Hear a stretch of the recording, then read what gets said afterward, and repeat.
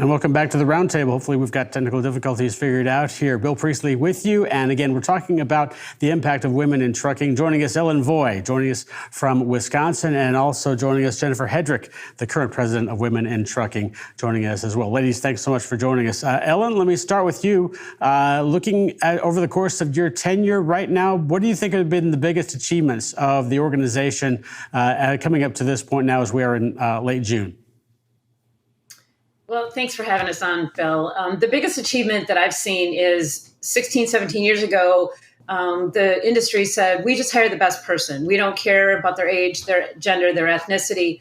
And they were trying to be gender blind. But then once we started talking about what women bring to the industry, but also what women need from the industry, and that it is different than men, then they started realizing that that we need to start attracting and retaining women, and we need to accommodate women and empower women. And that's the biggest change I've seen, that now you're actually seeing women in the recruiting ads, you're seeing women in leadership, you're seeing a lot more visible women in the industry. So it's all good. Jennifer, same question to you. What do you think has been the kind of the greatest impact, or maybe even the greatest achievement so far as you've seen women advance in the world of trucking? Sure. Well, I just reiterate everything that Ellen has just said, because I think she summed it up very succinctly. But certainly the impact of so many women in building this industry, and Ellen is right at the top of that. So many contributors and so many women and men also that have had the passion to devote to fighting the fight to expand the industry and expand opportunities. That's just, in my time with Women in Trucking this past year, I've just really seen the legwork that so many folks have done over many, many years to put us where we are today in 2023. Ellen, as you look at it over the course of your tenure and moving forward here again, as in terms of the battle that you've been trying to fight, is it more or less, is it a social construct we're trying to defeat here as well, or is it simply a numbers game? It's really the culture. So the trucking industry, I'm going to go back to what I always say, that every large trucking company out there started with a man in a truck. Okay, J.B. Hunt and Al Schneider and Clarence Warner, that started with a man in a truck, and they had a certain way of doing things. And as they grew and grew and grew, they didn't change a lot. It takes a lot. It's like a ship, it's like you have to move it really, really slowly. And so this industry, well, we've always done it that way. We've always recruited that way. We've always experienced turnover in that way. We've built trucks this way, and the industry has been very slow to change. But I would say just the last 5 or 6 years, you're suddenly seeing everyone focused on diversity, equity, and inclusion. And that brings us to the front because we've been doing that for almost 17 years. Absolutely, there as well. Same question to you, Jennifer, in terms of what you see as your battle moving forward. Are you looking at numbers now, or are we still fighting a social construct? Yeah, and again, just reiterating what Ellen said, there is a social construct that needs to be changed, and we're chipping away at that. I think perceptions and myths about women and their ability to handle certain roles. Certainly on the business side, we see it.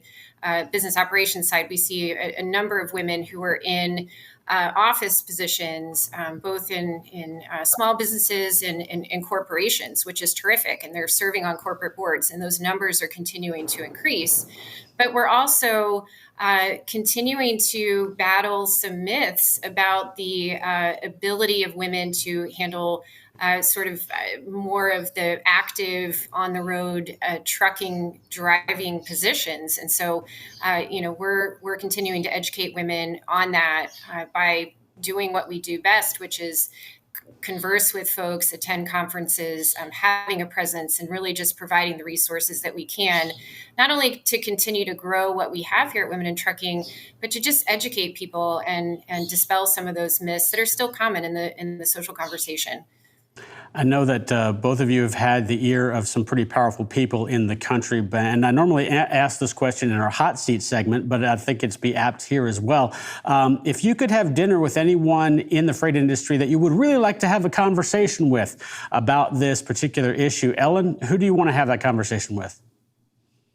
Well, definitely Secretary Pete. I've been trying to get him to go for a ride along in a truck He really is focused on diversity, equity, and inclusion. So I'd love to sit and have lunch with him and just say, this is what we want you to know about the industry, but also we want you to experience it firsthand and go for a ride, and not just for a couple hours, but for a couple days. And travel, some length of time and some distance, and experience an inspection, and experience a delivery, and experience going through a scale, and really try to understand what drivers really do face on a day-to-day basis.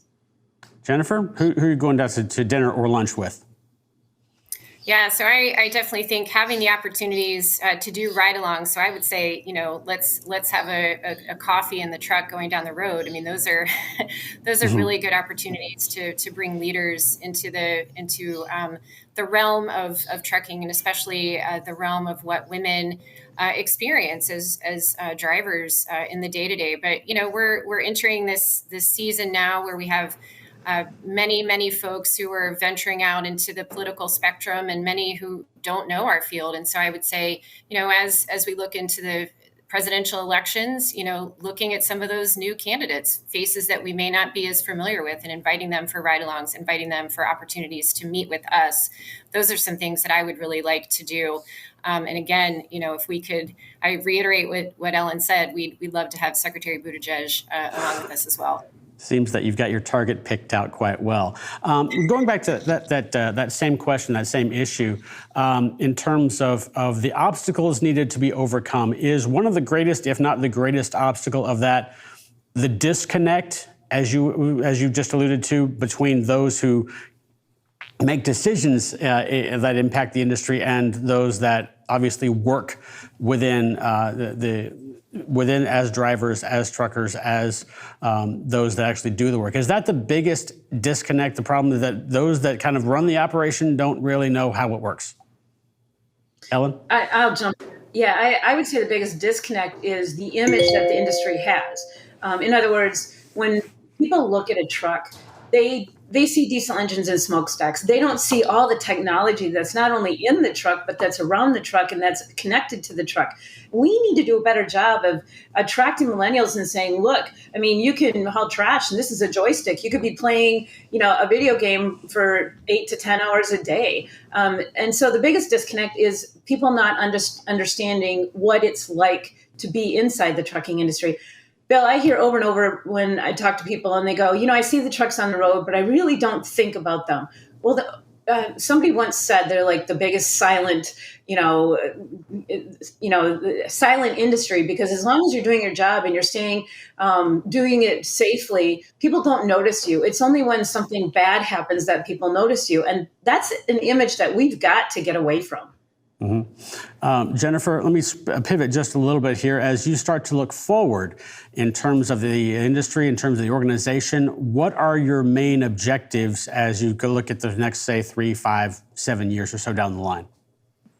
Sure. So we've just put out our strategic plan for 2023 through 2025. So we're excited about that. I know we've talked a little bit about that with FreightWaves as well over the last few weeks, but something that we are excited about today, we have the debut of our WIT Index, the 2023 WIT Index, which is a barometer for what's happening in the trucking profession in terms of what roles women have, what companies are doing to promote gender diversity, what they're seeing in their diversity, equity, and inclusion programs that they've started, some, a matter of months ago, and some, over the course of the last few years. But in the immediate future, I mean, that's something we're very excited about, because we are, as Ellen said, there are opportunities for us to continue to not only promote the message that we have, but to change the perception. And that really through that data, we have the knowledge to do that. And so we're really excited about that in just this very immediate future. Ellen, as you look at things, not so much from maybe an objective standpoint, because obviously as an outgoing president, maybe not have as much to say in that regard, but maybe your biggest concerns. I know you've talked about this a little bit already, but what are your biggest concerns moving forward as far as the organization is concerned?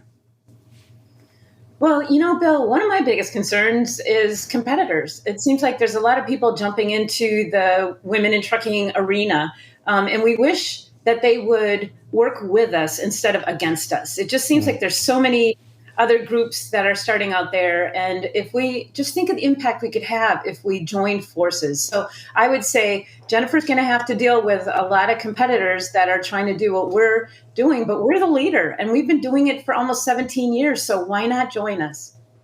It's going to be an interesting ride there as well. Jennifer, any concerns that you see that are of immediate nature? Yeah, I would definitely say the same thing. We work well as a community, as a world, as a country. Certainly, I've known this in my career in Washington, D.C., when we collaborate with one another. And so bringing in folks with both similar and divergent ideas to continue those discussions and grow in cooperation is certainly, a target of ours and a concern.